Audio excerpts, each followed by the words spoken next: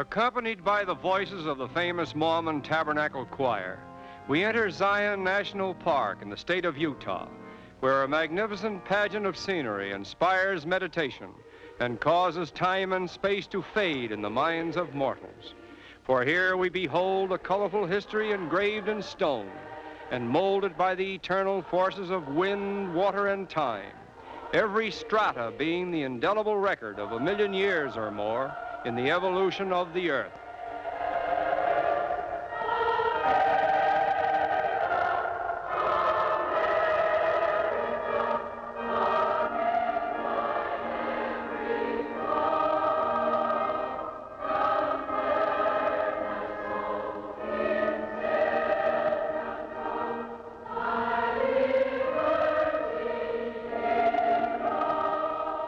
In the year of 1919, Zion was made a national park, and today it is regarded as one of the most precious scenic possessions of the United States.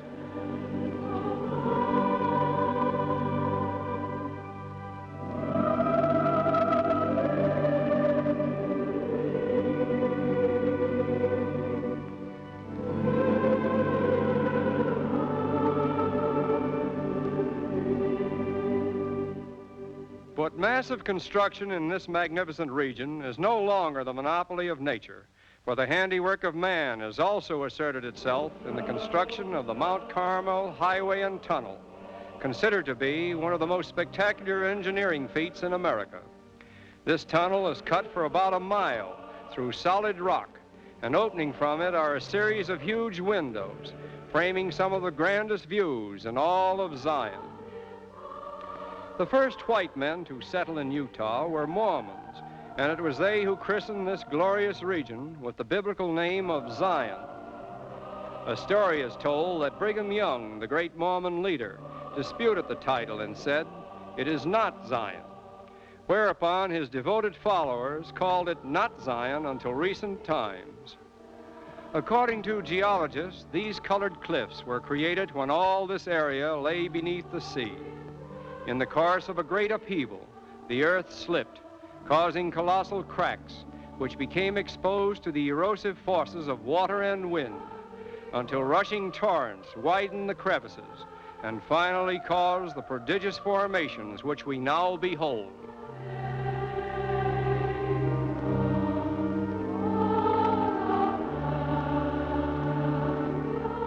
Until comparatively recent times, this canyon country was most inaccessible. But today, the building of good roads by the United States government has made it possible for all travelers to see what was once the exclusive privilege of the native Indians and a few pioneer white men. The Indians regarded this strange land with a certain awe and fear. They made it a point never to be caught in the canyons after dark, for they believed them to be haunted by the demons of the night. In their eyes, these monumental, rough-hewn and queerly colored monoliths became altars of sacrifice full of symbolic meaning. Such awe-inspiring scenes have always struck fear into the hearts of primitive men. But to modern men, liberated from the shackles of superstition and fear, this divine spectacle is a revelation of the colossal forces of Mother Nature, who, for her own purpose, broods and rears and elevates, and also for her own purpose, levels, sweeps away, and destroys. En route to Powell and Bryce Canyons, we witness scenes of pastoral charm, which offer a cooling contrast with the warmer tones of the canyons, and add immensely to our appreciation of the rugged beauty that is so characteristic of America the Beautiful.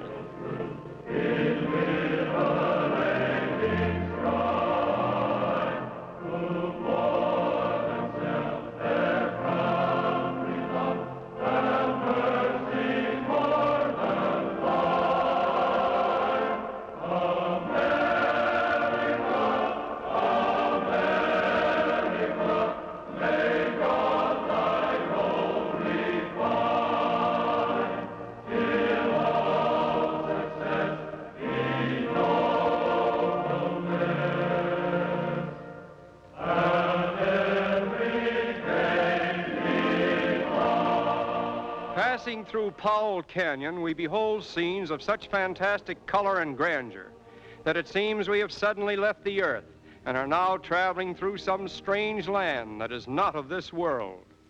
It is here that Mother Nature paints her magnificent pictures with a profusion of color and splendor that silences our feeble attempts at description and inspires us with a hymn of praise for the almighty powers of creation.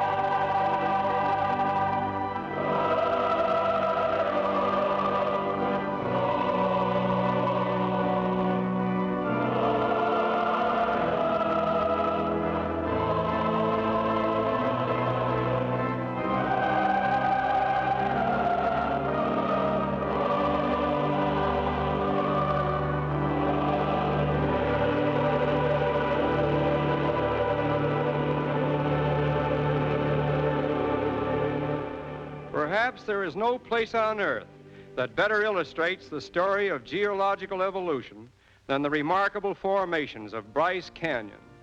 Bridges, spires, minarets, arches, gables, all the achievements of architecture were formed here long before the coming of mankind. The relentless drip of raindrops, aided by ice and wind, carrying away a grain of sand at a time, carved these fantastic monuments.